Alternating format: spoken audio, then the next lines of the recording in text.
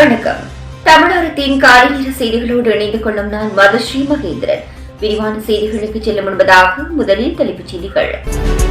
அனுர் அரசாங்கத்தின் நடவடிக்கையால் வியப்படைந்த சர்வதேச நாணய நிதியம். சிஐடிக்கு செல்லும் விமல் யோஷித. என்னை பலிக்கட ஆக்கிவிட்டனர் யாழ் போதனா வைத்தியசாலை பணிப்பாளர் த சத்தியமூர்த்தி. இலங்கை வரும் இங்கிலாந்து பயணிகளுக்கு விடுக்கப்பட்டுள்ள எச்சரிக்கை. மத்திய தரை கடலை கடக்க முயன்ற 2 படகுகள் கடலில் மூழ்கி 27 பேர் பலி. போர் நிறுத்த பேச்சுவார்த்தை நெதன்யாகு வெளியிட்டுள்ள முக்கிய அறிவிப்பு. விளம்பரங்களை அடுத்து விரிவான செய்திகள் தொடரும். நியூ ரங்கராஸ் தங்க சுரங்கம் Markham and Steeles 6055 Steeles avenue east C102. தொடர்பென விரிவான செய்திகள். முன்னாள் ஜனாதிபதி மஹிந்த ராஜபக்சவின் புதல்வர் யோஷித ராஜபக்ஷ இன்று குற்றப்புலனாய்வு திணைக்களத்தில் முன்னிலையாக உள்ளார். அண்மையில் யோஷிதவுக்கு திணைக்களம் விடுத்துள்ள அறிவித்தலுக்கு அமைய முன்னிலையாக உள்ளார். கதிர்காமம் பகுதியில் உள்ள அரசு காணியில் உரிமை தொடர்பான வாக்குமூலம் பெற்றுக் கொள்வதற்காக இன்று ஆஜராகுமாறு யோஷித ராஜபக்சவுக்கு அறிவிக்கப்பட்டுள்ளது. அத்துடன் முன்னாள் ஜனாதிபதி மஹிந்த ராஜபக்சவின் முன்னாள் பிரதமர் பாதுகாப்பு அதிகாரியான மேஜர் நெவில் வன்னியாரட்சியிடம் கடந்த வெள்ளிக்கிழமை குற்றப்புலனாய்வு பிரிவினர் சுமார் 4 மணித்தியாலங்கள் விசாரணையினை நடத்தினர். இதேவேளை முன்னாள் அமைச்சர் விமல் வீரவங்சவும் இன்று குற்றப்புலனாய்வு திணைக்களத்தில் விஜயம் செய்ய உள்ளார். முன்னாள் அமைச்சர் பசில் ராஜபக்ஷ நிதியமைச்சராக இருந்த காலத்தில் இடம்பெற்ற முறைகேடு தொடர்பில் முறைப்பாடு செய்ய அவர் திணைக்களத்துக்கு அழைக்கப்பட்டுள்ளமை குறிப்பிடத்தக்கது.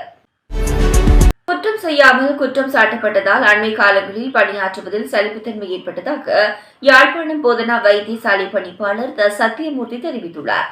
உங்கள் மீது பல ஊழல் குற்றச்சாட்டுகள் முன்வைக்கப்படுகின்ற போது நீங்கள் அது தொடர்பில் எந்த ஒரு கருத்தையும் முன்வைக்கவில்லை என எழுப்பப்பட்ட கேள்விக்கு தான் வாய் திறந்தாலே ஊழல் என்று சொல்வதாகவும் எதிர்வரும் நாட்களில் படிப்படியாக அதனை பொய் என்று நிரூபிப்பேன் என்றும் அவர் இதன் போது குறிப்பிட்டுள்ளார். அத்துடன் முள்ளிவாய்க்காலில் இறுதி நாட்களில் காயமடைந்தவர்களில் விடுதலை புலிகளின் மேல்நிலை போராளிகளை சந்தித்து கலந்துரையாடியதாகவும் தனக்கு மட்டுமே தெரிந்த ரகசியம் என்று முள்ளிவாய்க்கால் யுத்தத்தில் எதுவும் இல்லை என்றும் அவர் குறிப்பிட்டுள்ளார்.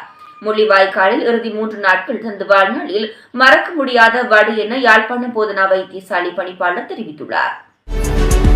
இலங்கையில் பயங்கரவாத அச்சுறுத்தல் ஏற்பட வாய்ப்புள்ளதாக இங்கிலாந்து சுற்றுலா பயணிகளுக்கு எச்சரிக்கப்பட்டுள்ளது. இங்கிலாந்தின் மிரர் செய்தித்தாள் இந்த செய்தியை தெரிவித்துள்ளது. பிரபலமான சுற்றுலா தலங்களை பயங்கரவாத குழுக்கள் குறிவைக்க வாய்ப்புள்ளதாக வெளியுறவு அலுவலகம் 2024 நவம்பர் மாதம் 14ஆம் தேதி தமது பயண ஆலோசனையில் தெரிவித்துள்ளதாக இந்த செய்தியில் குறிப்பிடப்பட்டுள்ளது. எனவே இலங்கை செல்லும் இங்கிலாந்து நாட்டவர்கள் நெரிசலான பொது இடங்களை தவிர்த்து தங்கள் சுற்றுப்புறங்களில் விழிப்புடன் இருக்குமாறு அறிவுறுத்தப்பட்டுள்ளனர். உலகளவில் இங்கிலாந்தின் நலன்களையும் அதன் மக்களையும் பாதிக்கும் பயங்கரவாத தாக்குதல் அச்சுறுத்தல் அதிகமாக உள்ளதாக தெரிவித்துள்ள இங்கிலாந்தின் வெளியுறவு அலுவலகம் தமது நாட்டவர்களையும் எச்சரித்துள்ளது. மத்திய தரை கடலை கடக்க முயன்ற 2 படகுகள் கடலில் மூழ்கியதில் 27 பேர் பலியாகியுள்ளனர். குறித்த சம்பவங்களில் பலியான 27 ஆப்பிரிக்க குடியேறிகளில் உடல்களை துனிசியாவின் கடலோர காவல்படை நேற்று மீட்டுள்ளதுடன் 87 பேர் உயிருடன் மீட்கப்பட்டுள்ளனர். இவர்கள் ஐரோப்பாவை நோக்கி பயணித்த போது ஆப்பிரிக்க குடியேறிகள் அடிக்கடி பயன்படுத்தும் இடமான ஃபாக்ஸ் நகருக்கு அருகில் படகுகள் மூழ்கியுள்ளன. முன்னதாக கடந்த மாதம் இதுபோன்ற சம்பவம் ஒன்றில் 30 குடியேறிகளின் உடலங்களை அதிகாரிகள் மீட்டுள்ளனர் என்று தெரிவிக்கப்பட்டுள்ளது. துனிசியா முன்னோடி இல்லாத வகையில் இடம்பெயர்வு நெருக்கடியை எதிர்கொள்ளும் நிலையில் பலரும் அங்கிருந்து ஆபத்தான பயணங்கள் மூலம் ஐரோப்பாவுக்கு தப்பிச் செல்வதாக தகவல்கள் வெளியாகியுள்ளன. காசாவில் நிலவும் போர் பதற்றத்தை கட்டுப்படுத்த நடத்தப்படும் சமாதான பேச்சுவார்த்தையில் பங்கு பெற்ற இஸ்ரேலிய தரப்புக்கு அந்நாட்டு பிரதமர் பெஞ்சமின் நெதன்யாகு அனுமதி வழங்கியுள்ளார். குறித்து பேச்சுவார்த்தையானது கட்டார், எகிப்து மற்றும் அமெரிக்காவின் தலையீட்டில் இடம்பெற்று வருகிறது. இந்நிலையில் இஸ்ரேலும் ஹமாஸும் சமீபத்தில் இடம்பெற்ற பேச்சுவார்த்தையில் பங்கு பெற்ற தாமதப்படுத்தியதாக இருந்த குற்றச்சாட்டுக்கு பதிலளிக்கும் வகையில் நெதன்யாகுவின் இந்த அறிவிப்பு விடுக்கப்பட்டுள்ளது. இதன்படி தோஹாவில் பேச்சுவார்த்தைகளை தொடர மெசாட் மற்றும் IASA ஆகியவற்றின் தொழில்முறை அளவிலான பிரதிநிதிகளுக்கு பிரதமர் பெஞ்சமின் நெதன்யாகு ஒப்புதல் அளித்துள்ளமை குறிப்பிடத்தக்கது. இத்துடன் தமிழகத்தின் காலைநேர பிரதான செய்திகள் நிறைவடைகின்றன.